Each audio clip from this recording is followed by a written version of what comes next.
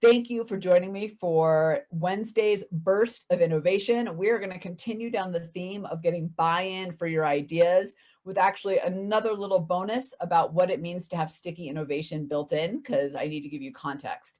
But today we are talking about analogies and anchors and the extreme power of both of those in the human mind to get buy-in for your ideas. They are essential. I mean, how many times have you delivered a new idea? And that could be a new product, it could be a new service, it could be a new way of working, it could be a new way of collaborating, it could be a new internal system, a technology you want to buy for the company, trying to get your customer to onboard something, whatever it is. How many times have you been in that position where you've had that and you wanted to get buy-in for it, but the people on the other side of the table, as one of our tribers this morning said to me in an email about a story she was sharing with me, just brushed it off, right? They just dismissed it. Like it wasn't that big of a deal. It wasn't that good. It wasn't that important. And you're back there going, but I know that it is. So what I want to talk about today is a tool that I use often. It's in the language of innovation, the greater language of innovation method, which is all about analogies and anchors. So let me share a little bit about what those two are, and then let me give you examples of both. So an analogy, right, we all know, right, is kind of that comparison, like sharing a comparative way to a comparison for something that you're talking about that actually helps somebody else get it. So I think the story I gave the other time that I would bring back now, actually, let me do the story later. Let me go into what they are. So that's the analogy, right? We know what an analogy is. It's like, it's kind of like ... right? And I would say that my ... are always very relatable examples that people can get, right? I don't want to go complicated to complicated. I want to take what I'm saying that's like new and innovative and different that they have no comparison in their head for, and I want to give them a comparison that they're going to get easily. So that's the analogy. The other side, and this is the one that I think is sorely overlooked, and I realized this in all my new product development work and trying to get buy-in for those ideas, where I was basically going to clients like Procter & Gamble and General Mills and IBM, like all these big companies who are good at innovation, by the way. And I'm trying to get them, though, to buy into really far out ideas that they have no context for right now. And that's where I learned the power of anchors. And anchors is where you're combining the new with something familiar and you're putting it into one. This is really great too when you're launching a product or service. When you've got a product or service that's really far out there in the future, but you know is wildly valuable, giving people an anchor to hold onto helps you shorten your learning curve. I want to repeat that again because it's so important. If you take one thing away from this call today, it's when you give people an anchor for your wildly innovative ideas, you shorten the learning curve. You shorten the adoption curve in the marketplace, whether that marketplace is leadership or that marketplace is your customer. Okay. So let me just talk about analogies quickly because I think we get it, but I just want to give you a quick example. And then I want to dive into anchors for the rest of the time, because I think that's the one, like I said, where we can get so much power and bang for our buck out of it, but we don't always kind of think about how to use them. So, okay. So an analogy is very simple. So let me give you the example that I was talking about just the other, in fact, there's two of them. So one is, when I'm going to a team and I'm saying to the team, I'm setting them up and I'm saying, hey guys, we're going to try something innovative. We're going to try something different. It's going to be hard. Some things are going to work. Some things are not going to work. My expectation is that we'll uncover new challenges. All right. So that is very subjective, right? That's very like, okay, Tamara, I kind of get it, but kind of not. So what I might say in that situation is also, you know what, Paul, you know what, Jill, Greg, Sarah, Brian, you know what, it's kind of like when you decide to renovate your house or your kitchen even, and you're just like, I'm just going to put in new cabinets. So then you go and you take out the cabinets and then you discover that the wall behind it has rotting in it. So now you got to fix that. And then when fixing that, you discover you have a structural issue and then you got to fix that. Before you know it, you're tearing up the entire kitchen and it's way over budget and way over time. But when you're done, it all comes together and you have a beautiful new kitchen that is exactly what you want. Well, that's kind of what I envisioned this project looking like. So do you see how that worked? Do you see how when I said that analogy, it's kind of like, here's my other favorite one, by the way, for that situation, because not all of us have remodeled a kitchen. I haven't. It's kind of like when I buy furniture from IKEA or what I have to put together. And I look at the box and I think, yes, this is the vision. This is where I'm going. But then I put all the pieces out and I open up the instructions. And before I know it, I've got 4 screws I haven't used that I'm not sure where they were supposed to go. And the shelving is upside down and I got to take a step back and read the instructions again, right? And instead of taking me 1 hour, it took me 4 hours. But when I'm done, right, I have this beautiful shelf now in my living room that just adds to the ambiance. You see the power of analogies, right? Do you see that? So oftentimes you'll hear it a lot in marketing. I want you to pay attention, if you even have TV, to the ads, because when they're promoting a new product, you'll see in cleaning all the time. They'll say things like, it's kind of like having a summer breeze inside your home, right? They're talking about the scent. That's the power of analogies. We get, as humans, analogies. It gives us a familiar track in our brains to hold on to when you're sharing something innovative. So when you're sharing new products and new experiences, I want you to share analogies. All right, do we get that? Just someone say yes in the chat bar so I can move on to anchors, because this is the one, like I said, I really want to dig into. Okay, great. Thank you, Kirby. In my work, what I discovered is there's 10 for me. Thank you. What I discovered is that there are 7 keys to sticky innovation. Now, just so you know, for those of you who are in the tribe, in the actual membership program, I'm gonna talk about these on the 10 and 10, and we're actually gonna do an exercise and dig into these in our innovation jam session. So I just want you to know that, because it is coming. So I wanna share a screen with you because anchors are part of this, and I want you to think about this deeply. Okay, hold on, I gotta share my screen. Here it is. Okay, this is an old, by the way, document that I created, as you can tell by the whole, the way it looks. Okay, so there's 7 tenets to sticky innovation, and anchors are one of them. And this is key to getting buy-in for your ideas. So let me just quickly go through these so you have the context for all of them. And then I want to share why this matters. And I want you to think about this. So the 7 tenets to truly sticky innovation, mean innovation that lasts, people buy in, it makes a big impact. So one is, it's disruptive, right? It creates a new consumer behavior or redefines a category. It's defendable, meaning, find ways to be where your customers are, but your competition isn't, or you deliver it in a new way that your competition can't keep up with. I can share Infinite Monkey Wine on our jam session because it is game changing in this area. Pain and symptom. So just so you know, customers buy for the symptoms and they stay for the pain. So that's another thing of sticky innovation. It has an anchor, which is, it's a concept with something familiar to minimize the learning curve. This is what I'm digging into. It has a large specific ecology. So CrossFit, for example, isn't just fitness, it's fitness for people who fitness a certain very specific way, and there are millions of them. It has real world input, meaning you're constantly getting consumer feedback. So OxyClean did these weekly wine sessions that I'll tell you about. And they have champions, meaning advocates, right? They have people who love it and continually rave about it, talk about it, wear it as a badge.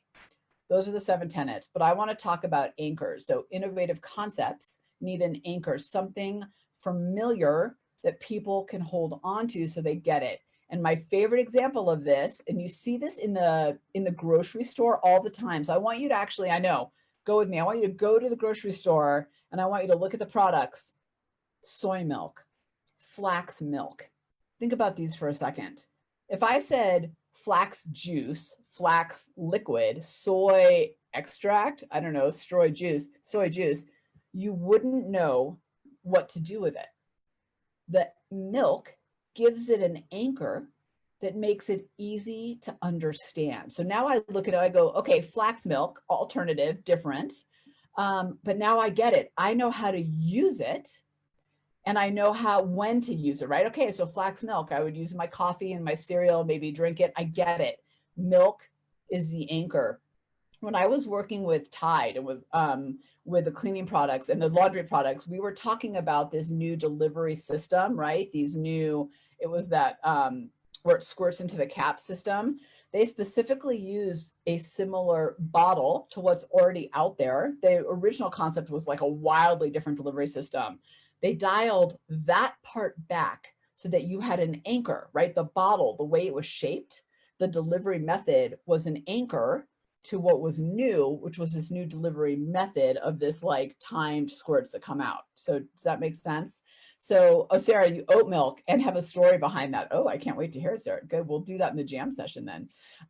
But do you see how having an anchor makes me get it? So when you deliver an innovative concept, something wildly out there, and here's the cool part, right? We're innovators. We're everyday innovators. That's why we're on these calls. So we have these wildly out there ideas that we know take us like 20 steps to get the horse to water. So what we got to do is we got to give the horse an anchor, something that they get. So whether you're talking to your customer, you're talking to leadership, you're talking to your team, and you're trying to push them into something wildly innovative, do what flax milk did. Combine the innovative with an anchor.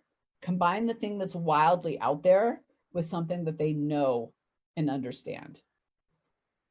Oh my gosh, we're at 8:10, at 8:11. I'm trying so hard to stay on time. There's just so much juiciness I want to cover. But let me just recap for a second. When you're sharing a wildly innovative idea, you need to pair it with a way that people can understand it and get it. Analogies are great because it's something that people probably have a personal relation to. It's a track in their mind that they already have. So you're connecting the wildly innovative with what they already know, and more importantly, what they already understand. When you are giving them an anchor, you are pairing the wildly innovative with something familiar to them. Here's the other thing about that I've learned along the way, to no surprise in the science of it. When I give you something familiar to connect to the innovative, I put that lizard brain, that primal brain at ease, because it goes, oh, okay, I get it. Okay, I get it. Mine's named Bernard, as you all know. So my Bernard goes, oh, okay, I get it. I get it. I get what Tamara's saying. It's flax, which is out there, but it's also milk, which means I use it in these ways. Okay, that makes sense to me. Analogies and anchors.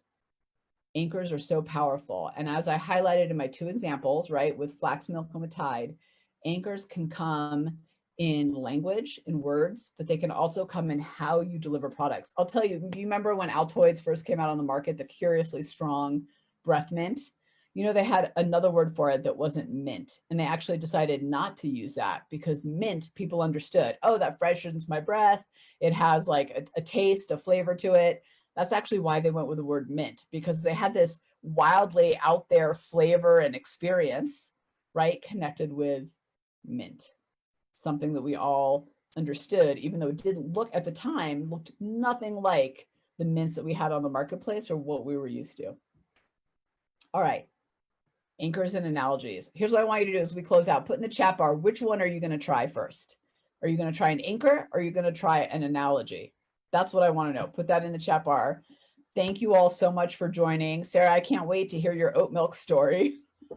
That's so great. And I love oat milk lattes, by the way. I actually think they taste better than regular lattes. Okay, so Paul says analogy. Yep. So milk is more of an anchor than juice. Kirby, in this case, yes, but not necessarily in others. So green juice drinks, juice is the anchor for sure. It depends on how you want to use it, right? So in that case, for flax milk, they wanted it used in cereals, in coffee, like they wanted it used like milk. So they chose milk as the anchor. It depends on what you're trying to accomplish. Both are anchors. It's just a matter of the product and how you want it to be used. If they had called it flax juice, it would have had a very different usage around it. And that's not bad, but that's not what they were going for. It says you use anchor first. Rachel says anchor. I've got a group that needs to see something common to make progress. Yes, right? Give them some familiar. Love the anchors. Emphasis on anchors. Excellent. Analogy. And I love oat milk lattes too. I know, right? So good. Sarah says add turmeric. Yeah, totally. Oh my God, so good. Yeah, so Kirby's question though, let me just tackle this in the time over we have.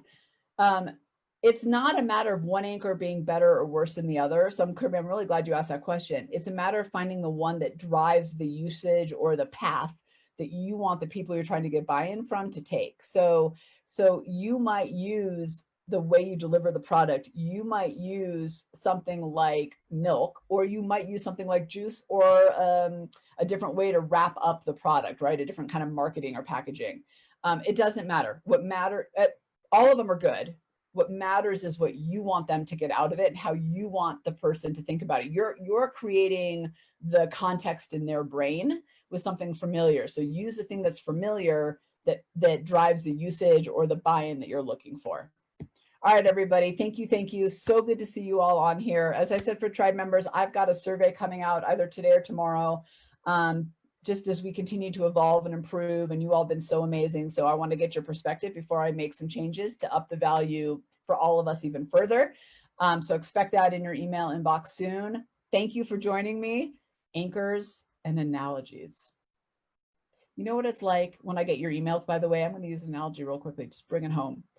I got an email this morning from one of you, and I was so excited. When I get your emails with your stories and your challenges that you want me to answer, that's like getting a Hallmark card in the mail and not bills. That's how I feel when I open up your emails, because, you know, you get all the bills in the mail, and then you get the one card and you're like, oh, this is a personal card. This isn't just like some business like junk or bill. That's how I feel when I get your emails. I'm like, it's like a Hallmark card, even when you're just sharing your challenges or stories. I love it so much. So, okay. Yeah, Mia.